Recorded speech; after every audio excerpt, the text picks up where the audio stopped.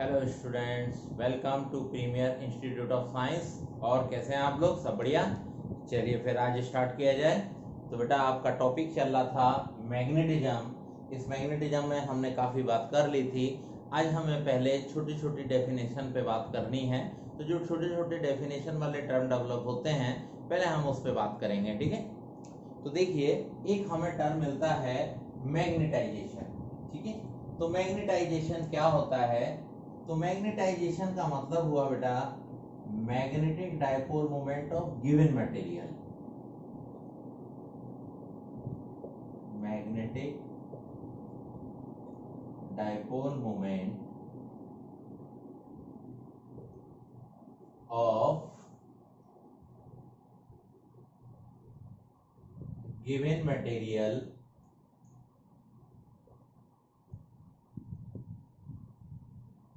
पर unit volume, ठीक है।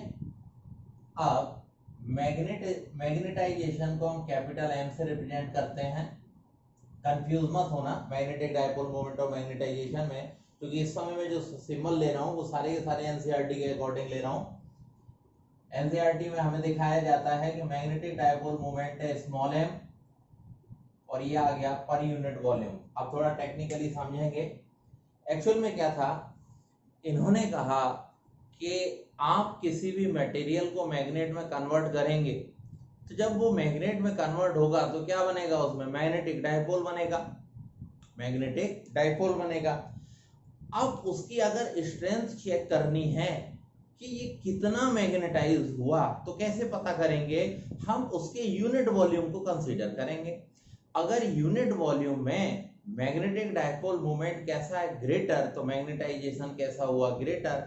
और यूनिट वॉल्यूम में मैग्नेटाइजेशन कैसा है? लेसर, तो उसका मैग्नेटिज्म भी कैसा होगा? लेसर। क्लियर हो गया? तो आपको अगर कोई भी चीज, किसी भी चीज का स्ट्रेंथ चेक करना है, ठीक है, तो हम लोग कैसे चेक करते हैं? पर यूनिट वॉल्यूम में चेक करते हैं। तो मैंने भी वही किया हुआ है। एक मैग्नेटिक मटेरियल लिया, मतलब उस मटेरियल को लिया जिसे मैग्नेट में कन्वर्ट करना था, तो उसके मैग्नेटिक डाइपोल मोमेंट को पर यूनिट वॉल्यूम ले लिया। तो यूनिट वॉल्यूम में जितना भी मैग्नेटिक डाइपोल मोमेंट का स्ट्रेंथ डेवलप हो रहा है वही हमारा कौन है? मैग्नेटाइजेशन। क्लियर हो गया सबको? तो ये magnetization m is equal to magnetic dipole moment per unit volume. अब आपको नेक्स्ट टर्म हम बताते हैं। देखो, आपको मालूम है कि अगर अपने को किसी भी मटेरियल को मैग्नेट में कन्वर्ट करना है तो हमें सबसे अच्छा जो एग्जाम्पल मिलता है वो क्या मिलता है कि कहाँ लेके जाएं? तो बेटा उसे सोलेनॉइड के अंदर लेके जाओ। क्यों? देखो, सोलेनॉइड में ऐसे आपने वायर को वाइपिंग कंडीशन में डाला था और विद इन द सोलेनॉइड क्या डेवलप हुआ था? Magnetic field. तो मैं क्या करूं, जिस मटेरियल को मैग्नेट में कन्वर्ट करना है उसको मैं इसके अंदर लेके जाऊं सोलेनॉइड की, तो वो मैग्नेटिक फील्ड में आएगी और मैग्नेट में कन्वर्ट होने की कोशिश करेगी। ठीक है, तो मैं वहीं से आपको टर्म को समझाना शुरू करता हूं। सोलेनॉइड में हम लोग गए। अब हम लोगों ने देखा कि अगर हम सोलेनॉइड के अंदर वाले फील्ड की बात करें तो अगर मैंने लेसर करंट भेजा तो फील्ड भी अंदर कैसा बनेगा? लेसर। और मैंने अगर ग्रेटर करंट भेजा तो फील्ड भी अंदर कैसा बनेगा? ग्रेटर। तो मेरे को ये पता चल गया कि सोलेनॉइड के अंदर बेटा जो फील्ड बनता है वो डायरेक्टली प्रोपोर्शनल किसके होता है? करंट के। ना, सारे टर्म ध्यान से समझते जाना। यानी कि फील्ड जो अंदर बना वो किस पे डिपेंड करता है? करंट पर। ठीक है, अब आप याद करो सोलेनॉइड में क्या होते हैं? Number of turns per unit length. ठीक है भाई, उसी लेंथ में आपने अगर नंबर ऑफ टर्न्स लेसर बनाए तो फील्ड भी लेसर, और ग्रेटर बनाए तो फील्ड भी कैसा? ग्रेटर। यानी कि number of turns per unit length भी। तो जो फील्ड बनता है वो डिपेंड किया किस पर? वो डिपेंड किया एन और आई पर। तो ये सोलेनॉइड के अंदर क्या डेवलप हुआ? फील्ड डेवलप हुआ। इस फील्ड को हम लोग बोलेंगे मैग्नेटाइजिंग फील्ड और H से रिप्रेजेंट कर दिया। तो मैंने आपको जैसे यहां हम लोगों ने इसको लिया वैसे ही मैंने आपको दिखा दिया भाई H इज इक्वल टू कौन है? Ni। H is equal to Ni, इसको बोलते हैं मैग्नेटाइजिंग फील्ड।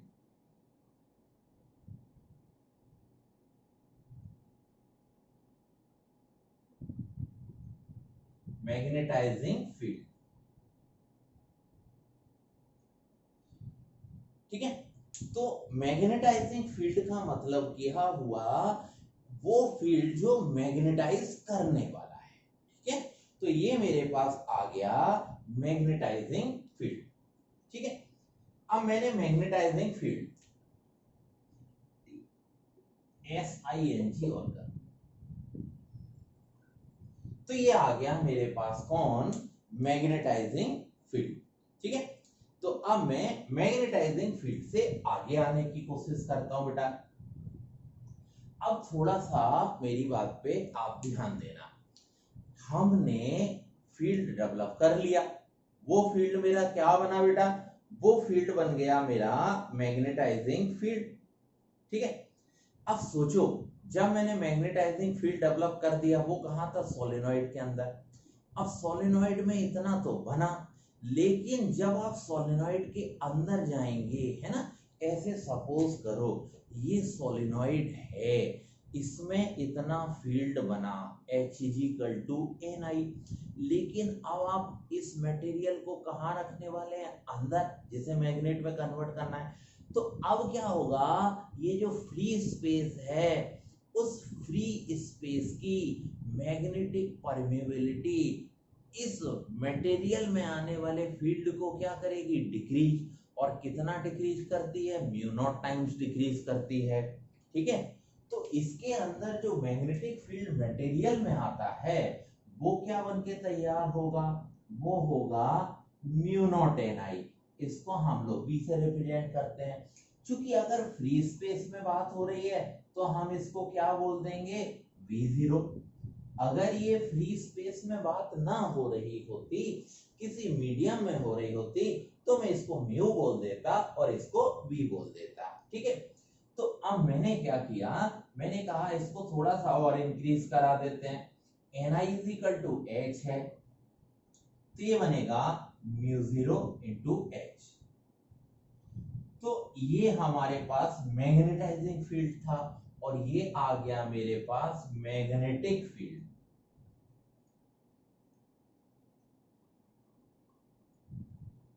ठीक है, तो टर्म थोड़े थोड़े अब आपको क्लियर हुए है ना। मैं फिर से एक बार बता देता हूं, क्योंकि ये सब कॉम्प्लिकेटेड चीजें हैं, ध्यान से देखने की जरूरत है। सोलेनॉइड में यहां पर क्या बना, Ni, क्लियर ना, यहां Ni है, नो डाउट, यहां Ni बना। अब इसके अंदर जब जाएंगे, तो अंदर जाने पे तो वैक्यूम ऑफ फ्री स्पेस भी आ गया, तो उसका magnetic permeability mu naught times होने के बाद मटेरियल को मिलेगा ना। तो अब उसके पास जो मैग्नेटिक फील्ड आई इंटेंसिटी आएगी, या मैग्नेटिक फील्ड आएगा, या मैग्नेटिक फोर्स आएगा, वो हमारे पास कितना होगा, mu naught times of Ni। तो ये मैंने बना दिया। अब जब कभी भी, यहाँ पे एक चीज याद रखना, जब कभी भी फ्री स्पेस नहीं होगा, मीडियम होगा, तो उस समय मैं इसको ऐसे रिप्रेजेंट करूंगा, B=कौन, B0 की जगह B आ जाएगा, मीडियम का मैग्नेटिक परमेबिलिटी म्यू आ जाएगा, और ये H आ जाएगा। तो इंप्लाइज दैट करके मैं रिप्रेजेंट करूंगा μ किसको, V/H को। ठीक है, चलो, तो ये टर्म भी मैंने ले लिए। अब मैंने ऐसा सपोज करो कि सोलेनॉइड के अंदर एक मैग्नेटिक मटेरियल को रख दिया। ठीक है, मैग्नेटिक मटेरियल को रख दिया। अब मैग्नेटिक मटेरियल को जब मैंने सोलेनॉइड के अंदर रख दिया है, तो अब देखो कितनी चीजें आएंगी। जब हम मटेरियल की बात करते हैं, तो मैग्नेटिक मटेरियल के अंदर जो फील्ड डेवलप होगा, वो क्या होगा, mu naught times of magnetization, mu naught times of magnetization. देखो कैसे, मटेरियल को मैग्नेटाइज किया, उसमें कौन आया मैग्नेटाइजेशन, M, मटेरियल में M आया, लेकिन ये रखा कहाँ है, रखा तो वैक्यूम या फ्री स्पेस में है, तो ये M आएगा, लेकिन वैक्यूम फ्री स्पेस की परमेबिलिटी भी आएगी। ठीक है, तो इतना तो आपने मटेरियल को मैग्नेटाइज किया, उसे मैग्नेट बनाया, बनाने पर इतना फील्ड उसमें डेवलप हो गया, और सोलेनॉइड के अंदर रखा, तो सोलेनॉइड ने इतना फील्ड डेवलप करा दिया। इसका मतलब अगर हम इस मटेरियल को सोलेनॉइड के अंदर रखते हैं, तो जो टोटल फील्ड बन के तैयार होगा वो total field V is equal to क्या बनेगा, V0 प्लस Vm।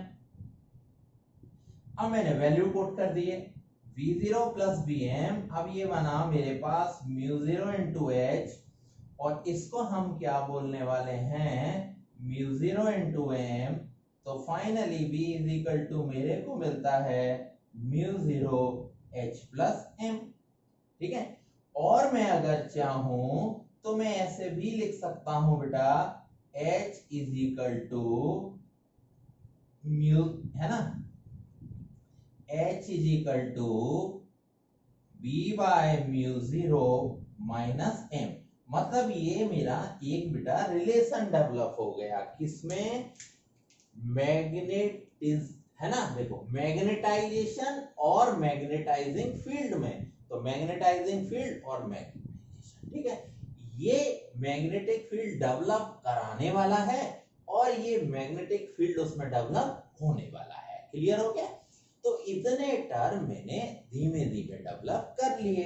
अब मेरे को एक दो टर्म और डेवलप करने हैं, मैं यहां आता हूं। अब देखो बेटा, मेरे को एक मटेरियल को थोड़ी देर के लिए, मानो मेरे को इस मटेरियल को मैग्नेट में कन्वर्ट करना है।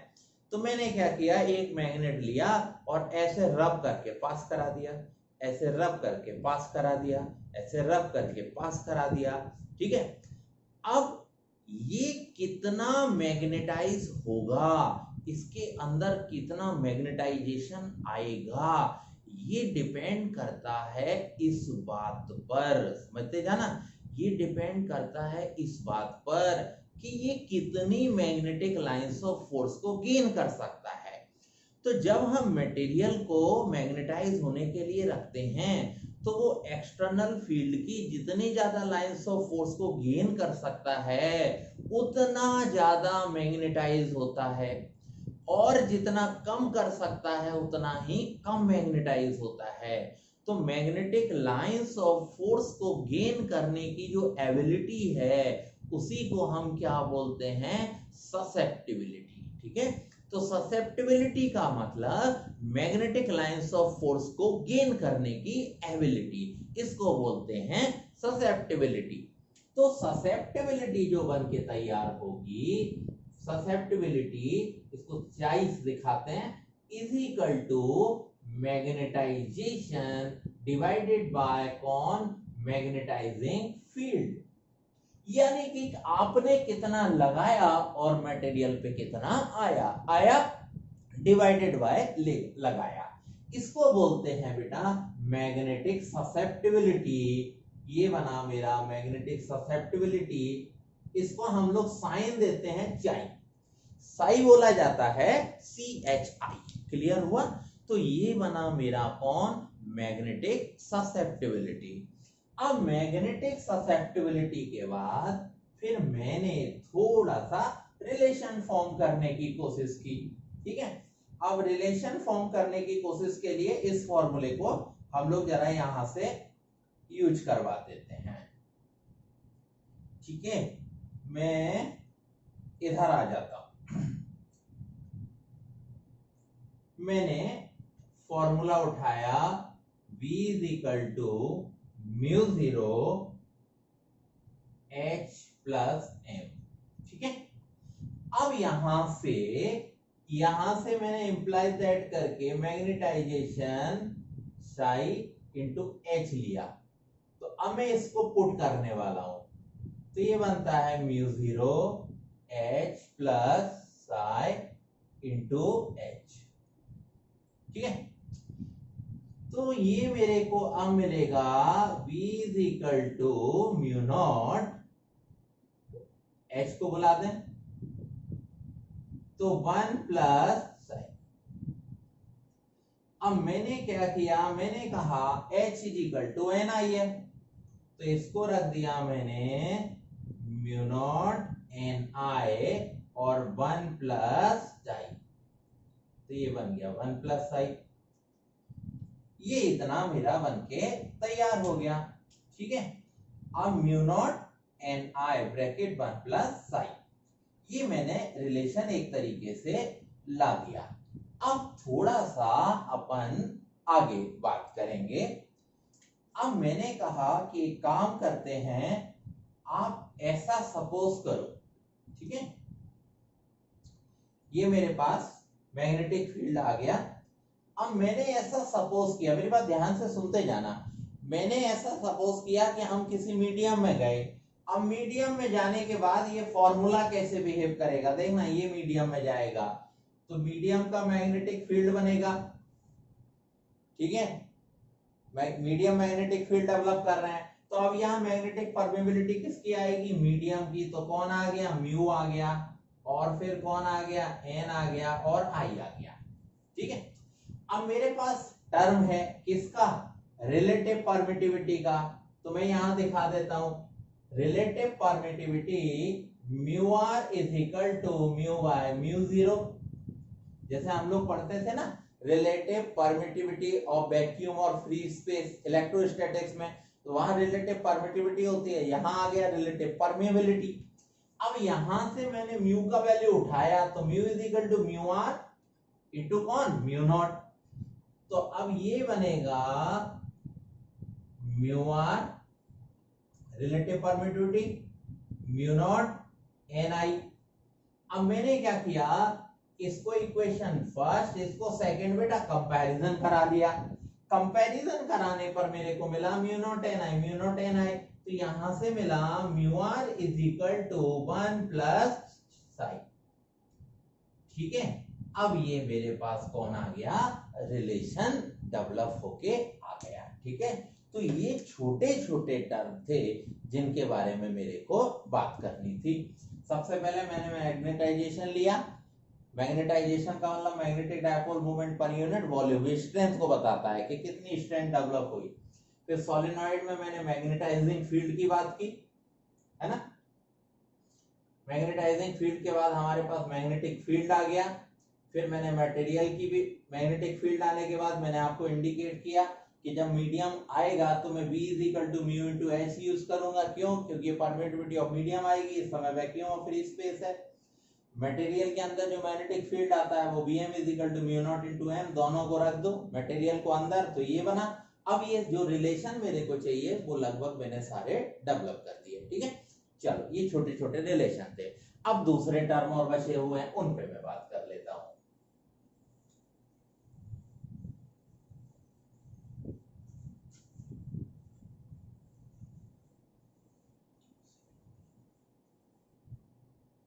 अब हमको बोला जाता है बेटा न्यूट्रल पॉइंट, है ना। ये न्यूमेरिकल करते समय काम आने वाली चीज है, neutral point.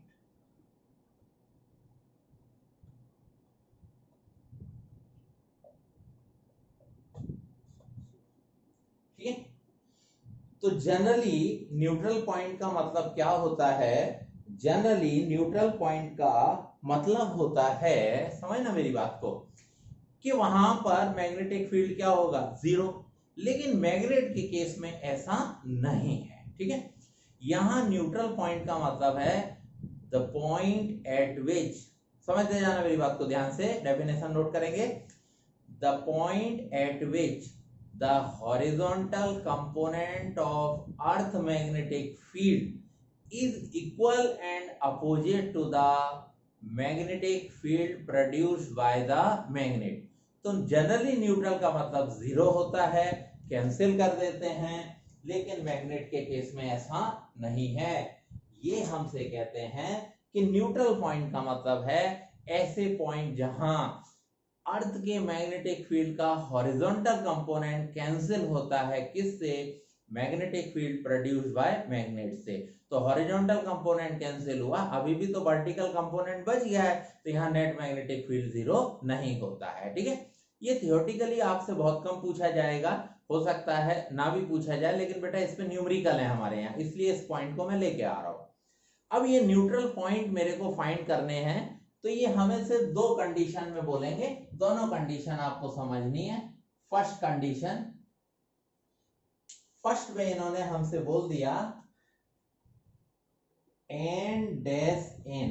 N dash N का मीनिंग है ना, न्यूमेरिकल में शॉर्ट फॉर्म में लिख के देंगे, अगर लॉन्ग फॉर्म में लिख के दिया अच्छी बात है, वरना ये शॉर्ट फॉर्म में लिखते हैं। तो ये हमें दो कंडीशन देते हैं, मैं दोनों कंडीशन के लिए बात कर लूंगा। First case N dash N और सेकंड केस होता है एन डैश एस।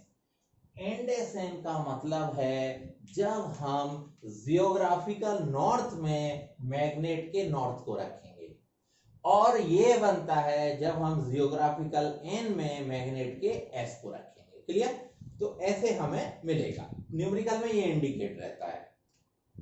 अब आपको समझाने के लिए मैंने डायग्राम बनाना स्टार्ट किया। देखो, ये रहा जियोग्राफिकल एन और ये रहा जियोग्राफिकल एस। समझते जाइएगा, आसान सी चीजें हैं। अब मैंने एक मैग्नेट को प्लेस किया, ये मैं मैग्नेट प्लेस कर रहा हूं। आपने बोला है यहां क्या होगा, नॉर्थ, और यहां क्या होगा, एस। हो गया ना? जियोग्राफिकल एन में मैग्नेट का भी क्या आ गया, एन आ गया। अब देखो, इस मैग्नेट की लाइंस ऑफ फोर्स को देखिए। एन पोल से निकलेंगी, एस पोल में जाएंगी ना, तो ये ब्लू कलर से कौन आ गई, ये ब्लू कलर से आ गई इस मैग्नेट की लाइंस ऑफ फोर्सेस।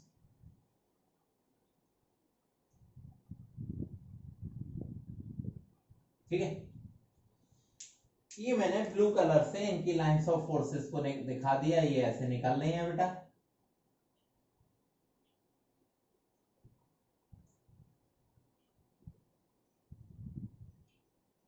ठीक है, अब ध्यान देना, हम लोगों ने टेरेस्ट्रियल मैग्नेटिज्म में पढ़ा हुआ था कि जहां जियोग्राफिकल एस है वहां अर्थ में बनने वाले मैग्नेट का क्या है, एन। तो अर्थ की मैग्नेटिक लाइंस ऑफ फोर्स यहां से आ रही होंगी। तो अब मैं ला रहा हूं बेटा अर्थ की मैग्नेटिक लाइंस ऑफ फोर्सेस को, ये आ गई आपकी ग्रीन कलर से अर्थ की मैग्नेटिक लाइंस ऑफ फोर्सेस। ठीक है, अब आप सोचना जरा, ये लाइंस ऑफ फोर्स एक बंडल के फॉर्म में नीचे आ रही हैं, और अर्थ की लाइंस ऑफ फोर्स एक बंडल के फॉर्म में ऊपर जा रही है, कैंसिलेशन। ठीक है, तो क्या होगा, ये नीचे आएंगी और अर्थ की ऊपर जाएंगी, तो बंडल के फॉर्म में, तो यहां कहीं ये एक दूसरे को कैंसिल करेंगी। इस डिस्टेंस आर को मेजर कर लीजिए, यही हमारे न्यूट्रल पॉइंट हैं। एक न्यूट्रल पॉइंट इस साइड आएगा, एक न्यूट्रल पॉइंट इस साइड आएगा। आपने बोला था न्यूट्रल पॉइंट का मतलब है B इज इक्वल टू क्या, H। क्यों? हॉरिजॉन्टल कंपोनेंट को कौन कैंसिल करेगा, magnetic field produce by the magnet. अब ये पॉइंट इस मैग्नेट के रेस्पेक्ट में कहां आ रहा है, ट्रांसवर्स में। तो ट्रांसवर्स में आ रहा है, इंटेंसिटी का फॉर्मूला लगा दो, mu naught oblique 4 pi m by R cube is equal to H। आपके न्यूमेरिकल करने के लिए फॉर्मूला डेवलप हो गया। अब याद रखेंगे, जब n को n में प्लेस करते हैं तो न्यूट्रल पॉइंट कहां मिलते हैं, ट्रांसवर्स पोजीशन में। ठीक है, अब जरा इसके बारे में भी बात कर लेते हैं। अब मैंने इसके लिए आपके लिए डायग्राम बनाना शुरू किया। पहले मैंने बना लिया बेटा जियोग्राफिकल एन आ गया, जियोग्राफिकल एस आ गया। एक मैग्नेट को लाएंगे, मैग्नेट को रख देंगे, रख दिया। अब मैग्नेट को रखने के बाद यहां होगा एस और यहां होगा एन। मैग्नेट की लाइंस ऑफ फोर्स को निकालते हैं, तो एन से निकलती हैं, तो ये आ रही है बेटा मैग्नेट की लाइंस ऑफ फोर्सेस।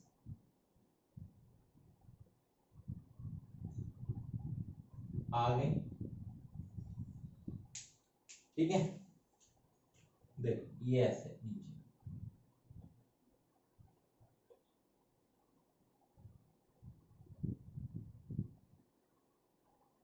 अब जहां जियोग्राफिकल एस है वहां अर्थ में बनने वाले मैग्नेट का क्या है, एन। तो अर्थ की मैग्नेटिक लाइंस ऑफ फोर्स ऐसे आ रही है। अब आपको समझने की जरूरत है,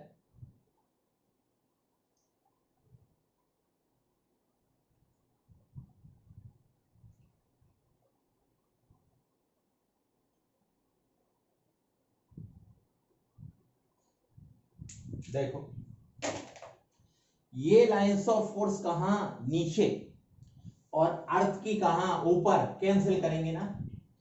तो इन पॉइंट्स पर ये नीचे आएंगे, ये नीचे से ऊपर आएंगे, अब ये यहां कहीं कैंसिल करेंगे। ये न्यूट्रल पॉइंट होंगे, यहां भी मिलेगा, यहां भी मिलेगा, डिस्टेंस आर को मेजर कर लीजिए।